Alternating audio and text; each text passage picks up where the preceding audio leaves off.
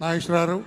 ఇప్పుడు స్వర్గీయ నందమూరి తారక రామారావు గారి కుమారుడు నందమూరి మోహన్ కృష్ణ మేకా అనురాధాదేవి గారు పుట్టినందువల్ల ఆవిడ పేరు మీద ఈ ప్రొడక్షన్ కంపెనీ స్టార్ట్ చేశారు. సో అక్కడి నుంచి ఆయన అంచెలంచెలుగా పెరుగుతూ ఎన్నో వైవిధ్యమైన పాత్రలు వేస్తూ వయసుకు మించిన పాత్రలు కానివ్వండి, ఎన్నో పాత్రలు వేశారు ఆయన. ఒక భీష్ముడి క్యారెక్టరు, లేదంటే ఒక కుష్యవాణిక రాజు పేదలో